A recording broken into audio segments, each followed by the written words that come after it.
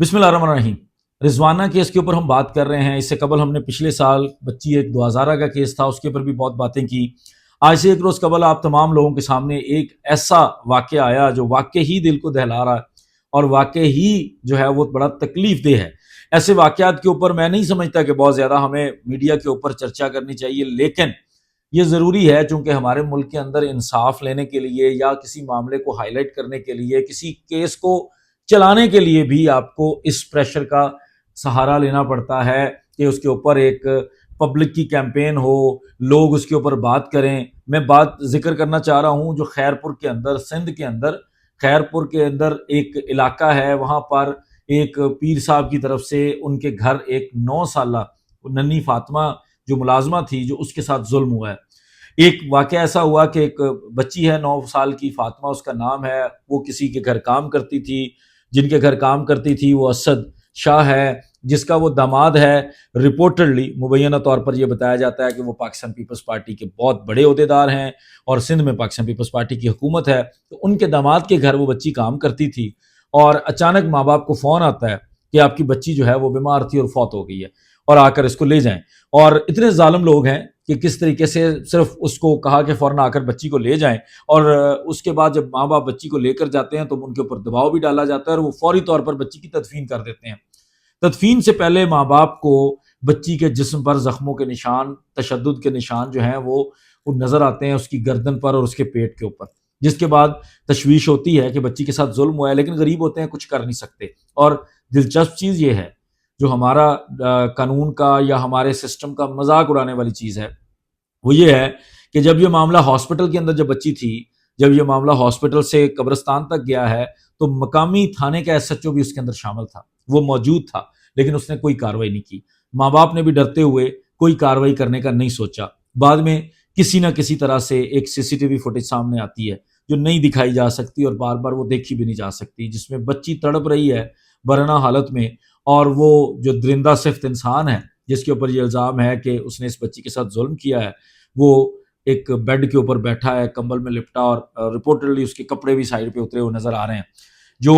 سامنے اپنی نظروں کے سامنے اس بچی کو جو ہے وہ تکلیف میں دیکھ رہا ہے۔ اس سی سی ٹی وی فوٹیج کو مقامی لوگوں تک پہنچی، پولیس تک پہنچی، اور کچھ ہیومن رائٹس ایکٹیوسٹ لوگ تھے، ایکٹیوسٹ جو تھے، ان لوگوں نے جا کر اس معاملے کے اوپر زور دیا تو پولیس کے ہائی اپس جو ہیں وہ ایکٹیو ہوئے اور انہوں نے کارروائی کی۔ ڈی آئی جی وہاں کے جو ہیں ان کے مطابق جو ہے وہ ماں باپ پہلے ریلکٹنٹ تھے، ماں باپ نہیں آ رہے تھے کمپلینٹ کرنے کے لیے بھی، لیکن ڈی آئی جی صاحب نے حکم دیا کہ جناب اگر یہ نہیں آئیں گے تو ہم پولیس کی طرف سے کارروائی کریں گے، لیکن کارروائی کریں گے کیونکہ ظلم ہوا ہے 9 سال کی بچی کے اوپر، بدترین تشدد ہوا ہے اور اس کے بعد اس کی جان چلی گئی ہے۔ صرف تشدد نہیں ہوا، رضوانہ کی طرح وہ جنرل ہاسپٹل میں نہیں پڑی، اس لیے انہوں نے فوری طور پر جو وہاں کے ڈی آئی جی تھے جاوید جسکانی، انہوں نے یہ کہا کہ جی یہ بچی کے اوپر جو ظلم ہوا ہے اس کو ہم جو ہے وہ فوری طور پر اس کو تفتیش کریں گے، اس کے اوپر معاملات کو لے کے چلیں گے کہ یہ کون کون اس کے اندر انوالو ہے۔ جس کے بعد انہوں نے ایک کمیٹی بنائی اور اس کمیٹی کے اندر انہوں نے ایک ایس ایس پی جو ہیں ان کو ہیڈ بنایا اس کمیٹی کا، وہ بھی میں آپ کے ساتھ نوٹیفیکیشن شیئر کروں گا، روہیل کھوسو صاحب ہیں، ان کو انہوں نے ہیڈ بنایا، ایک اے ایس پی صاحب کو ممبر بنایا، ایک سی ٹی ڈی کے ڈی ایس پی صاحب کو بھی انہوں نے ممبر بنایا، اور 3 رکنی کمیٹی کو کہا کہ آپ انویسٹیگیٹ کریں اور مجھے رپورٹ دیں۔ اس کے ساتھ ساتھ انہوں نے یہ بھی سامنے رکھا کہ ہم نے 302 قتل اور 34 جس میں کامن انٹینشن ہوتی ہے، ایک سے زائد لوگ اگر مل کے کوئی چیز کرتے ہیں تو کامن انٹینشن کے لیے 34 کا سیکشن بھی لگایا ہے، اور تعزیرات پاکستان کی دفعہ 302 کے تحت جو ہے وہ ہم نے اس معاملے کو انویسٹیگیٹ کرنا ہے، جس کے بعد یہ تفتیش شروع ہو گئی ہے اب۔ اور فوری طور پر جو وہ اسد شاہ تھا، پیر اسد شاہ، اس کو حراست میں لیا گیا ہے اور وہ مقامی تھانے کے اندر بند ہے۔ ساتھ ساتھ جو مقامی تھانے کا ایس ایچ او ہے اس کو بھی برطرف کر دیا گیا ہے، اس کے خلاف بھی شاید کارروائی ہو رہی ہے، اور جو کوئی اور لوگ بھی اس کے اندر انوالو تھے، ان کے ملازمین تھے، کچھ اور تھے، ان کے خلاف بھی کارروائی ہونے جا رہی ہے ابھی تک جو رپورٹس ہیں۔ لیکن اس کے بعد کیا ہوتا ہے، جیسے میں نے آپ کو ذکر کیا، مجھے شبہ ہے، ڈر ہے، خوف ہے کہ وہ جس جگہ پہ یہ واقعہ ہوا ہے وہ سندھ کے اندر ہے۔ سندھ کے اندر پاکستان پیپلز پارٹی کی حکومت ہے، اور ابھی تک سندھ کے اندر پاکستان پیپلز پارٹی کی حکومت کی طرف سے یا ان کے بڑے لوگوں کی طرف سے کوئی اس کو کنڈیم کرنے والی کوئی ایسی چیز سامنے نہیں آئی۔ ہمارے بڑے بڑے پولیٹیشنز نے بھی، چونکہ آپس میں پارٹیز کے تعلقات ہوتے ہیں، اور رپورٹرلی جو اس اسد شاہ کے جو سسر ہیں جو فیاض شاہ ہیں وہ وائس چیئرمین بھی رہ چکے ہیں یا ہیں پاکستان پیپلز پارٹی کے، تو اس لیے بظاہر جو ہے وہ حالات ایسے نظر نہیں آ رہے کہ کوئی کارروائی ہوگی، لیکن فی الوقت جو بندہ ہے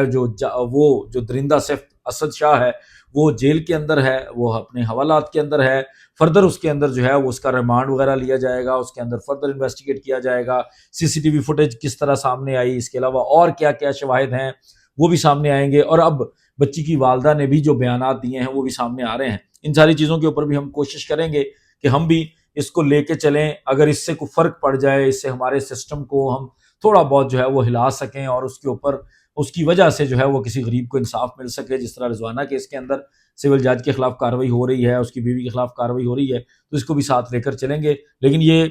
یقین مانیے اس طرح کی چیز کو بیان کرنا بھی آسان نہیں ہے۔ آپ لوگوں کے ساتھ چیزیں شیئر جو میں کر رہا ہوں وہ بار بار میرے سامنے آنکھوں کے سامنے سے وہ ویڈیو گزرتی ہے، تو وہ بڑا مشکل ہے اس کو دیکھنا۔ اللہ تعالیٰ جو ہے وہ ان لوگوں کو ہدایت دے جو اس طرح سے ظلم کرتے ہیں، اس طرح کی بربریت جو ہے وہ بالکل سمجھ میں نہیں آتی کہ کوئی انسان کر سکتا ہے۔ فردر جو بھی ڈیولپمنٹس ہوں گی وہ آپ لوگوں کے ساتھ شیئر کرتے رہیں گے۔ اجازت دیجیے، بہت شکریہ، السلام علیکم۔